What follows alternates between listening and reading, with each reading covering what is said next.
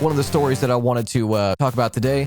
Pro-Palestinian protest at the Oscars. Not only was there a protest outside of the Oscars, but there was also some shows of solidarity, speeches given, statements provided.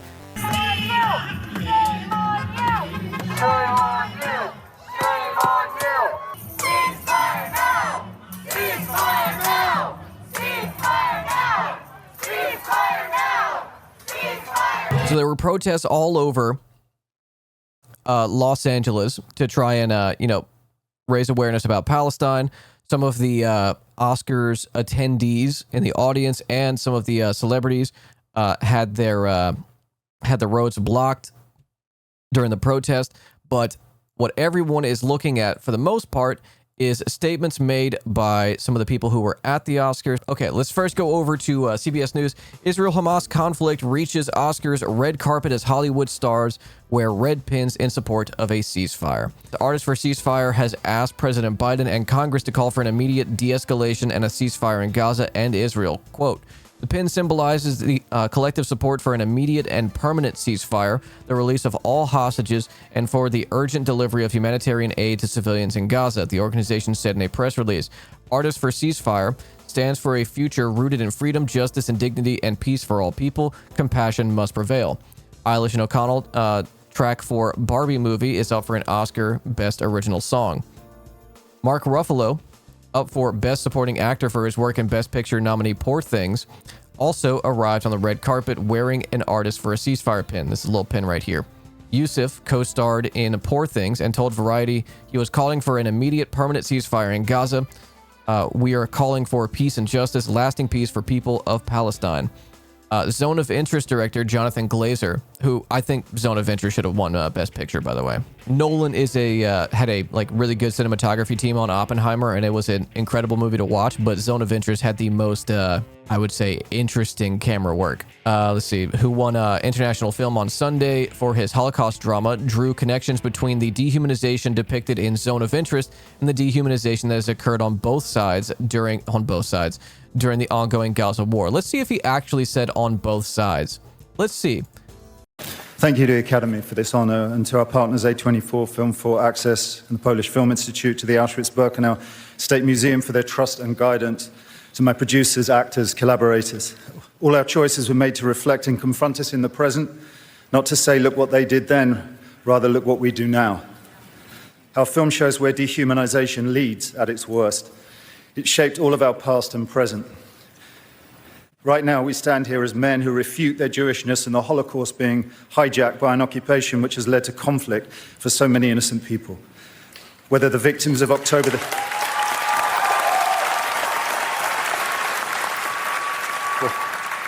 7th in Israel, or the ongoing attack on Gaza, all are victims of this dehumanization. How do we resist? My hands are shaking.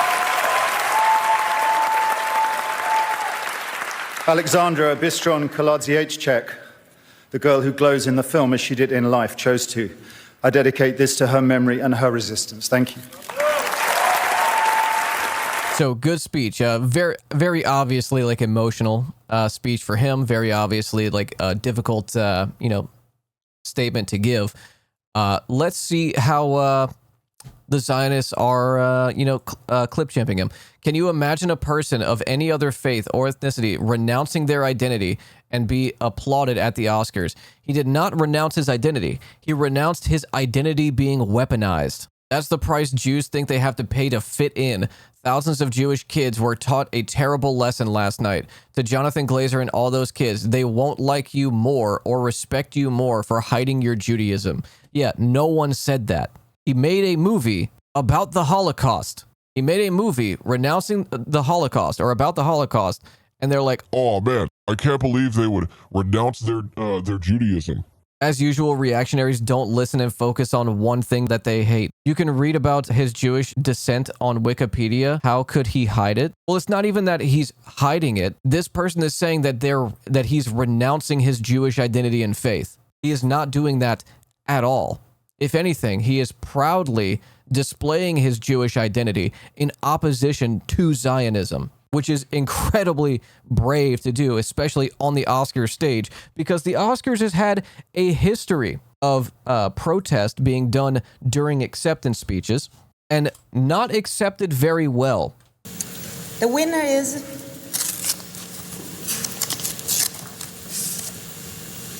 Marlon Brando in The Godfather.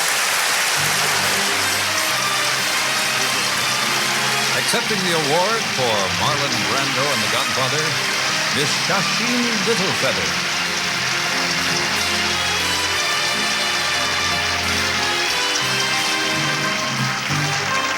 My name is Shasheen Littlefeather. I'm Apache, and I'm president of the National Native American Affirmative Image Committee. I'm representing Marlon Brando this evening, and he has asked me to tell you in a very long speech, which I cannot share with you presently because of time, but I will be glad to share with the press afterwards, that he very regretfully cannot accept this very generous award. And the reasons for this being are the treatment of American Indians today by the film industry,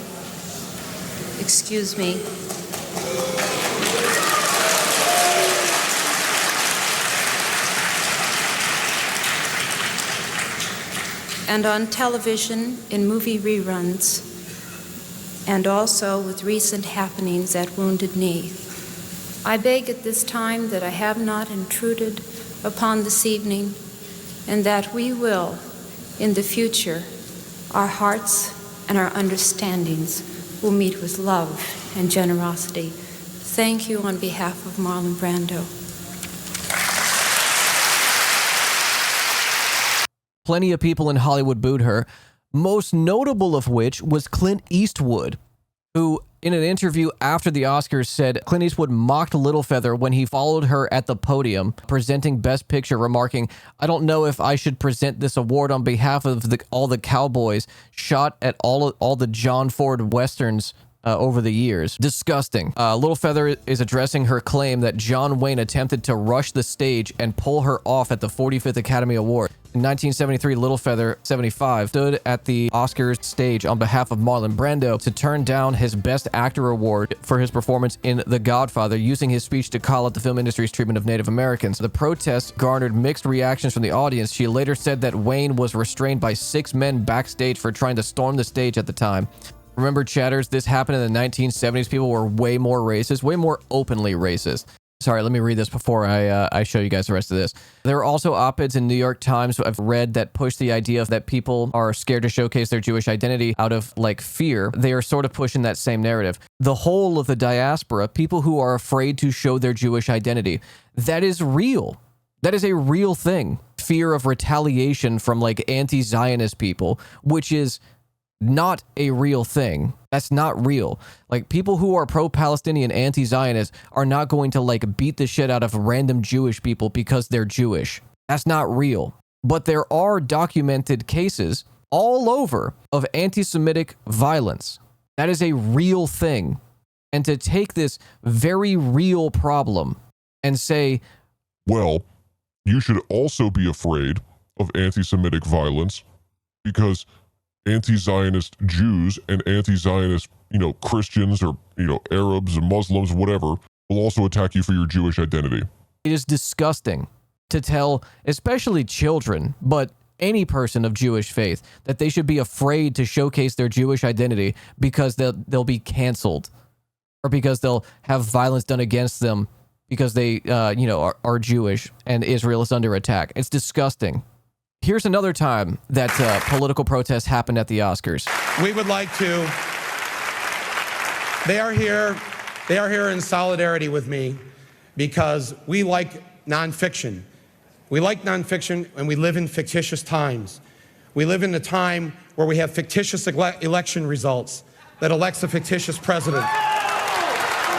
We live in a time where we have a man sending us to war for fictitious reasons, whether it's the fictition of duct tape or the fictitious of orange alerts.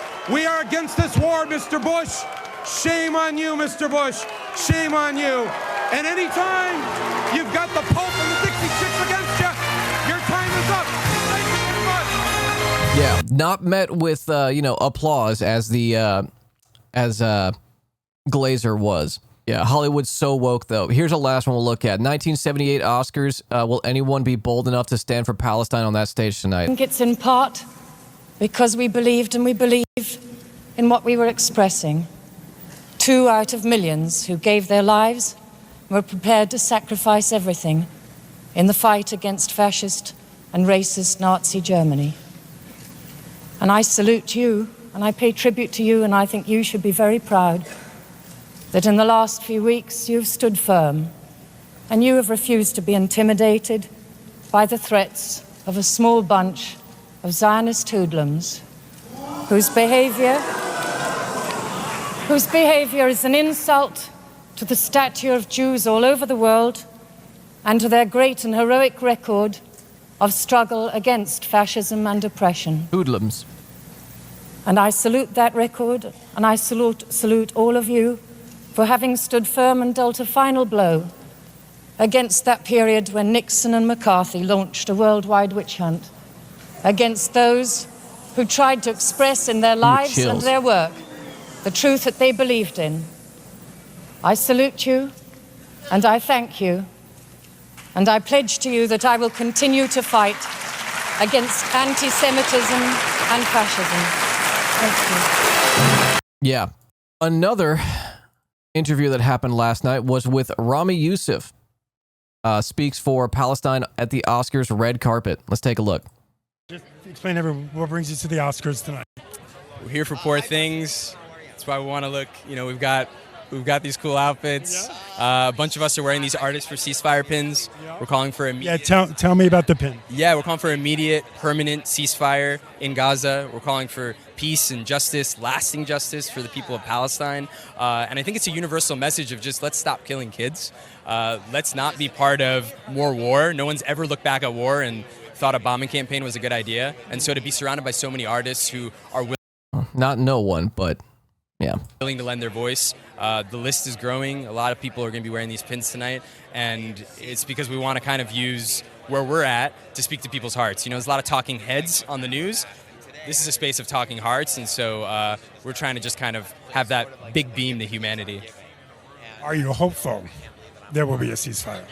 Yeah, there has to be. I don't think that there's no other route. It's taking so long, and the president has now called for it in his State of the Union. The vice president has, and so I think we need to kind of really look at ourselves and be honest of, okay, if the leadership supposedly thinks that should happen, why has it not happened? And so I think that's what we're all encouraging. How is it 2024 and so many people are okay with the mass murder of thousands of children? Fuck me. I mean, the reality is that people, particularly in America and the West, have always been cool with the mass murder of thousands of children. Always. So long as it's not directly affecting them, they're cool with it. Over 1 million Iraqis, y'all. Over 750,000 people in Afghanistan. 2 million people between Vietnam, Cambodia, Laos. Hundreds of thousands in Japan, Hiroshima, Nagasaki. Millions starved in North Korea.